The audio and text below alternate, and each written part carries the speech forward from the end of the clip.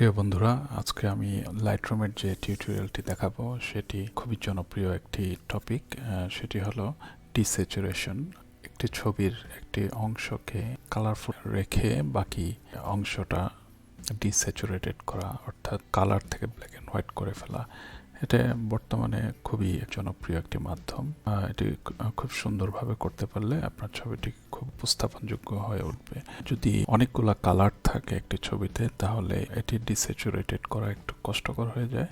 যদি কালারের সংখ্যা কম থাকে, বা দেখেন এই ছবিতে একটি অংশ পুরো লাল, এই রেড কালারটিকে আমি যদি সাবজেক্ট ধরি, তাহলে বাকি অংশটুকু ডিস্যাচুরেটেড হয়ে যাবে, অর্থাৎ ব্ল্যাক অ্যান্ড হোয়াইট হয়ে যাবে।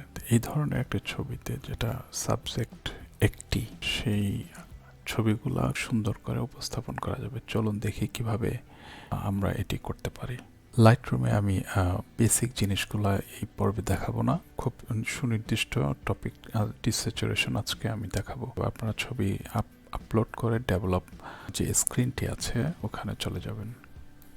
তাহলে দেখুন, এই ছবিটিকে ডিস্যাচুরেট করে শুধু বাসের রেড কালারটি ইনট্যাক্ট রাখি।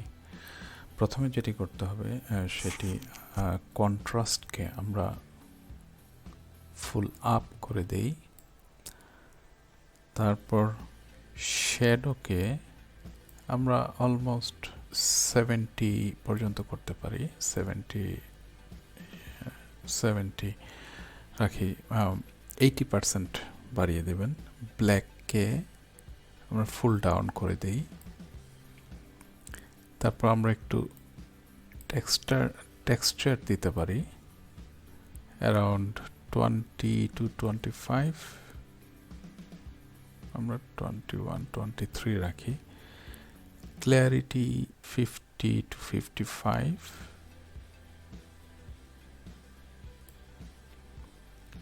দেন যেটা মেইন জিনিস যেটা, সেখানে আমরা চলে যাই।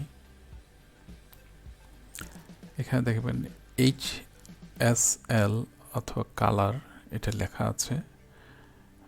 HSL means hue, saturation, luminance. আমরা স্যাচুরেশনে চলে যাই। যেহেতু এই বাসের যে ছবিটি আছে সেটির কালার হলো লাল, আমরা রেডটাকে একটু ইনক্রিজ করে দেই। রেডের সাথে অরেঞ্জটাকে করে দিই, কারণ রেডের সাথে অরেঞ্জের একটা যোগাযোগ আছে। আর বাকি সবগুলো ইয়েলো নামিয়ে দিই। -85, green 85, aqua 85, blue -85, purple -85, magenta -85। অনেক সময় আপনি যখন কালার চিনতে পারবেন না, বা কালারটার নাম জানেন না, বা কোন কালারটি আপনি রাখবেন এবং কোন কালারটা আপনি ব্ল্যাক অ্যান্ড হোয়াইট করে দিবেন, তখন এই টুলটি দিয়ে আপনি কোনো জায়গায় পয়েন্ট করে যদি আপনি বাড়ান কমান, তাহলে দেখেন যে আমি রেডের উপর কার্সরটি রেখে আপ ডাউন করছি, এবং সেই সাথে রেড এবং অরেঞ্জ আপ ডাউন করছে। সো অনেক সময় দেখবেন যে রেড, পার্পল, ভায়োলেট একসাথে থাকবে। যদি আপনি কালারটি না চিনেন, তাহলে এই টুলটি আপনি ব্যবহার করতে পারেন। তারপর ছবিটিকে ট্রান্সফর্ম করে দেয় অটো। এখন আমরা উপরে চলে যাই। উপরে গিয়ে দেখেন ছবিটি কিন্তু ব্যাকগ্রাউন্ডটা কিন্তু ব্ল্যাক অ্যান্ড হোয়াইট হয়ে গেছে, এবং বাসটির কালার রেড ইনট্যাক্ট আছে। আমরা এখন যে কাজটি করব সেটা হলো হাইলাইটার এক্সপোজারে কাজ করব। আপনারা দেখেন ছবিটি একটু অন্ধকার আছে, আমরা এক্সপোজারটাকে একটু বাড়িয়ে দেই।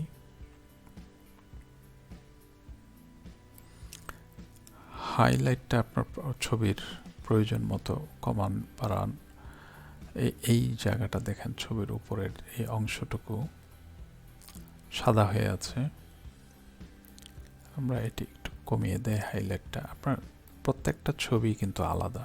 আমার সেটিংসের সাথে আপনার সেটিংস নাও মিলতে পারে, কারণ প্রত্যেকটা ছবির বিষয় আলাদা। দেখেন এই সাদাটিকে আমি সামঞ্জস্যপূর্ণ করার জন্য ডাউন করে দিয়েছি।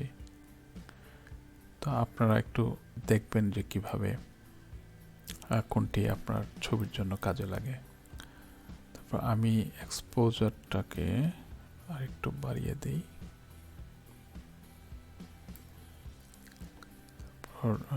ভাইব্রেন্সটাকে একটু বাড়িয়ে দিই। ডিহেজটাকে একটু কমিয়ে দিচ্ছি আর একটু ব্রাইট হওয়ার জন্য। আমি এখানে যেটা সাজেস্ট করি, ব্রাশ টুল দিয়ে এই জায়গাটা আমি একটু ডার্ক রেড করে দেব, যেন এটা একটু অসামঞ্জস্যপূর্ণ দেখাচ্ছে। আপনার এই ইফেক্টসে ডাবল ক্লিক করলে ডিফল্ট অবস্থায় চলে আসবে। আর এটি হলো ব্রাশ টুল। তাহলে এটি এই সেটিংসটা আপনারা পরেও করতে পারেন। তারপর আমি করে নিচ্ছি। আগে ব্রাশ দিয়ে আগে খুব হালকাভাবে বা নর্মালভাবে মাউসটা কয়েকবার জাস্ট ব্রাশের মতো করে নিয়ে যাবেন। পরে আপনি ইচ্ছা মতো পরে আপনি সেটিংস করতে পারেন। দেখেন আমি একটু কমিয়ে একটা স্বাভাবিক অবস্থায় নিয়ে আসছি।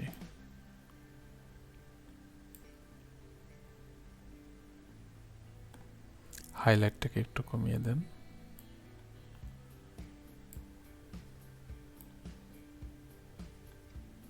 শ্যাডোটাকে কমিয়ে দেন যতটাকে ম্যাচিং করানো যায়। তারপর দেখেন গাছের এই অংশটুকু একটু কালো, এটা আমরা কিন্তু নতুন একটা ব্রাশ টুল নিয়ে আবার এটা একটু ব্রাইট করে দিই।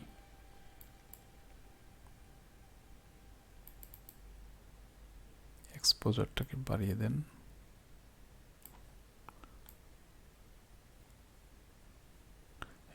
একটু ব্রাশ করে নিলে এটা একটু দেখেন এখন একটু আরো ক্লিয়ার লাগছে। ডার্ক জিনিসটা চলে যায়। গাছের উপর যদি আমি করি,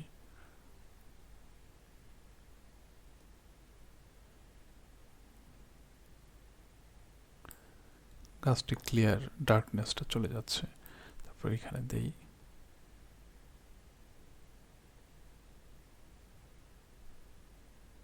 তারপর আরো কিছু কাজ করতে পারেন, যেমন আবার নিউ ব্রাশ দেন।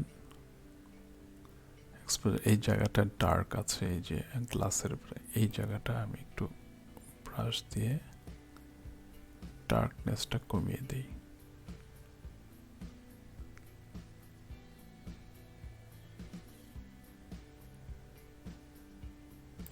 দেখেন এখন ছবিটা আগের চেয়ে একটু সুন্দর লাগছে, ব্রাইট লাগছে।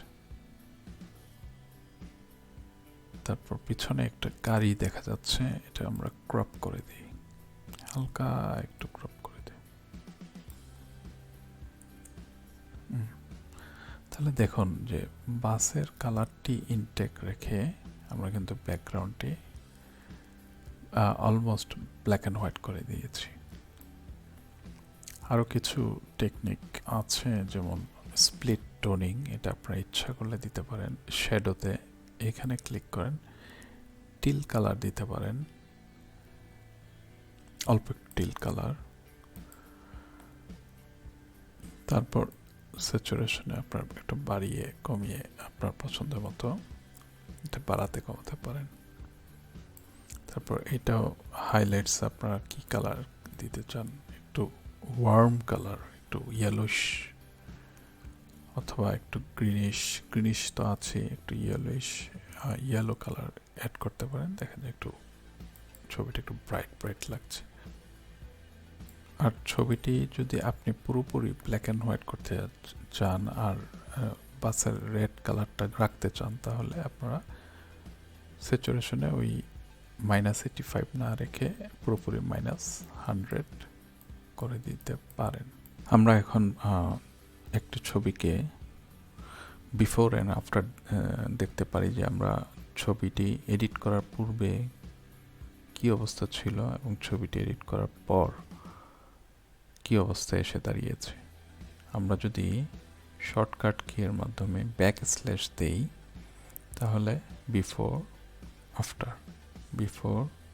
আফটার এবং পাশাপাশি যদি আমরা দেখি তাহলে এই যে ডাবল ওয়াই বাটন আছে, এটাতে আমরা ক্লিক করি, তাহলে পাশাপাশি লেফট সাইডে বিফোর, রাইট সাইডে আফটার ছবিটি আমরা দেখতে পারবো। তাহলে দুটো ছবির মধ্যে আমরা কম্পেয়ার করতে পারবো। একটি ছবিকে আমরা কিভাবে ডিস্যাচুরেটেড করতে পারি সেটা আজকে দেখালাম। আপনারা এই টেকনিকটা ইউজ করতে পারেন। যারা ফটোগ্রাফিকে ভালোবাসেন তারা এভাবে ছবিকে পরিবর্তন করে ইনস্টাগ্রাম অথবা ফেসবুকে পোস্ট করতে পারেন।